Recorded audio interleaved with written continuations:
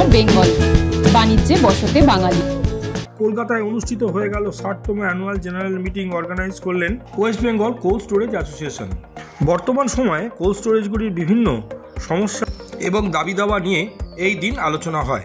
তাদের মূল আলোচনার বিষয় ছিল গত 3 বছর ধরে তাদের ভাড়া বৃদ্ধি হচ্ছে না, তাদের ভাড়া 168 টাকায় রয়ে গেছে। বর্তমান লোডিংয়ের সময় পর যদি ভাড়া বৃদ্ধি না হয়, এই ভাড়াতে তাদের পক্ষে কোল্ড স্টোরেজ চালানো খুবই সমস্যার সম্মুখীন হতে হচ্ছে।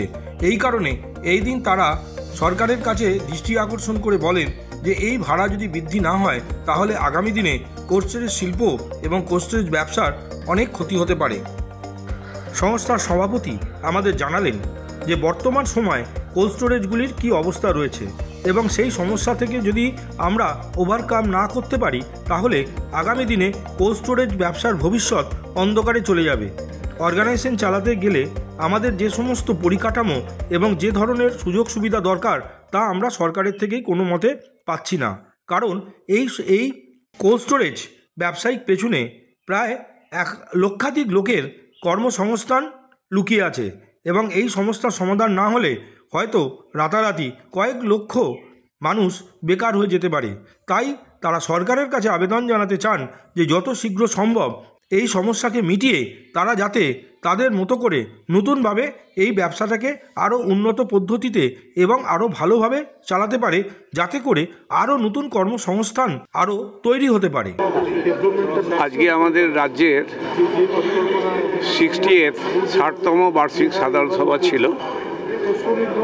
এই সভায় আমাদের যে সমস্ত মেম্বাররা উপস্থিত ছিলেন সেখানে আমাদের বক্তব্য ছিল যে আগামী যে লোডিং সিজন চালু হবে সেখানে বিগত 3 বছর ধরে ভাড়া কোনো বৃদ্ধি হয়নি, পুরনো ভাড়া 168 টাকাতেই রয়ে গেছে।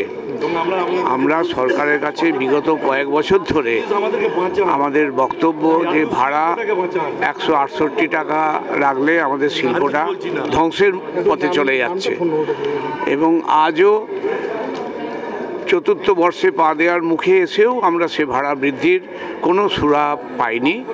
ফলে আমাদের ইন্ডাস্ট্রি একটা সংকটের মধ্যে পড়েছে, যা পশ্চিমবঙ্গে যে অর্থনীতি, গ্রামীণ অর্থনীতি সব জায়গায় তার এফেক্ট করবে। এই একমাত্র হিমঘর শিল্পই যা গ্রামীণ অর্থনীতিকে সাহায্য করতে দাঁড়িয়ে আছে বলে আমার মনে হয়।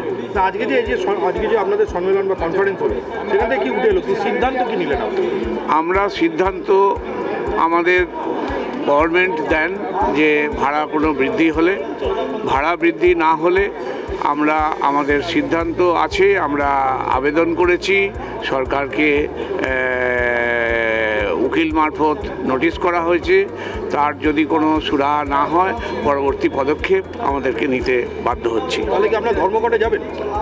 আমাদের ধর্মঘট করার আমাদের কোনো সিদ্ধান্ত হয়নি আজকের মিটিংয়ে, সুতরাং ধর্মঘটের কিছু কথা এখানে আসছে না। প্রতি কেজি তো সেখানে আমরা এখানে সরকারের কাছে ভাড়া বৃদ্ধির জন্য একটা এক্সপার্ট কমিটি সরকার গঠন করেছিলেন। সরকার নিয়োজিত, তাতে সরকারি প্রতিনিধি অফিসাররা থাকেন।